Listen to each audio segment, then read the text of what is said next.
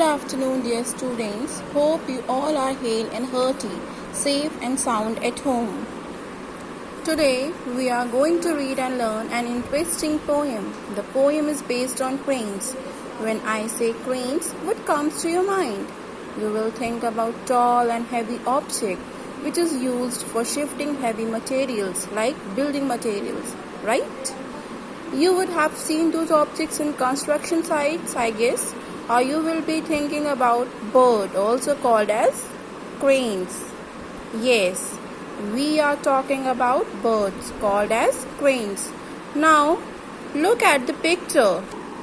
These birds are called as cranes. They were called as cranes, I should say, that because they existed in the past. Now it's very difficult to locate them. You can't see them that easily as we used to see them in the past. Okay, look at them. They look so beautiful with long legs and long neck, isn't it?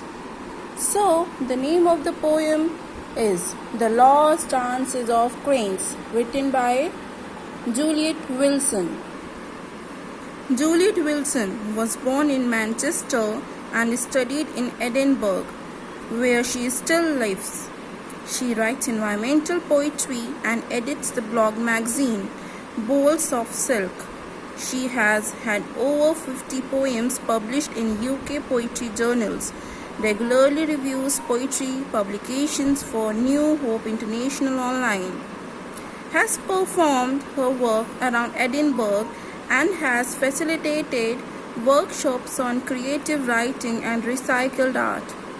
This poem is a good example of her concern and anguish over the destruction of the environment. So, let me start our first line. Your fields are empty now. The poet addresses to cranes, the birds, and say, and she means the wetlands, which were their habitats. What is the habitat? Where we live. So what are the habitats of the crane? The wetlands. What are wetlands? The marshy areas, means दलदल,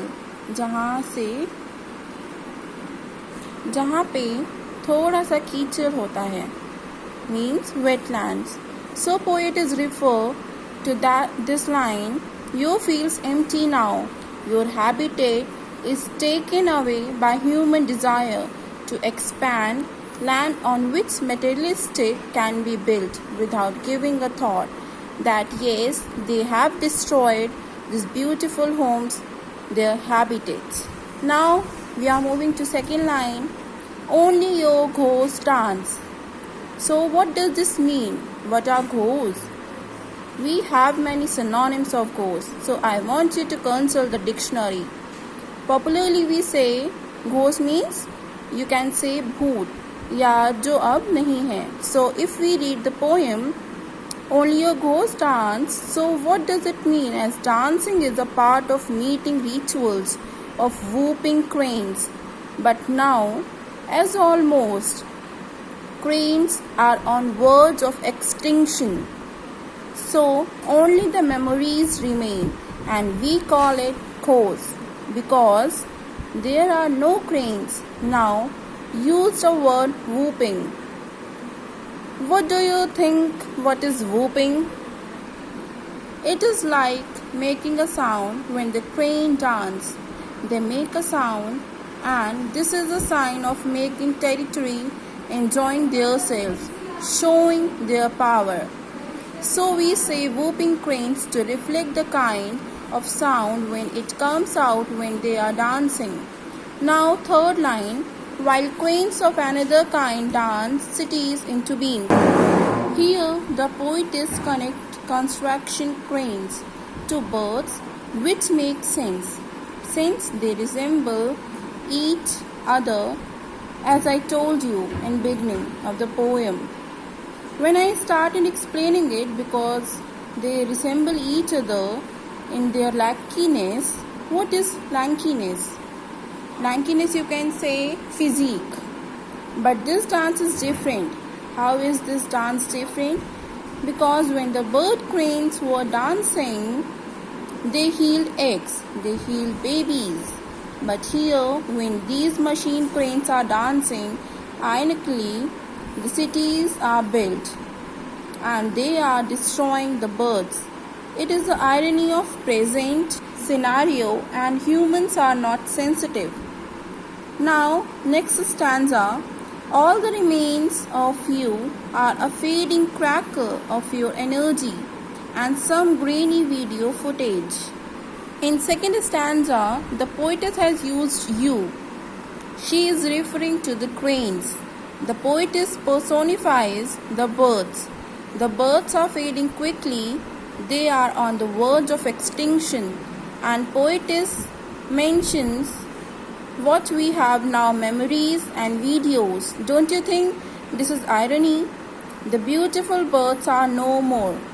Now we are moving into last stanza, that people in the new cities will watch to marvel at the wonders the world once held. So we come to the last stanza. The city people have lot of misconception. Misconception of what? They think that they are really close to nature just by watching of Animal Planet or some documentaries or some videos, you can say. Can we get closer to nature? No. That the irony to be with the nature. We have to be connected with the nature. We need to plant lot of trees. We need to protect the habitats of the living beings. Animals, when we will start preserving flora and fauna, then we can say, yes, we are near to nature. We love nature and we are surrounded by the nature. So, these kinds of poems, what they teach us? They teach that we should do something constructive, the real sense, the sights watching the TV about to losing on to our natural world, the real world. So I hope you understood this poem very well. Hope you have a nice day. Thank you.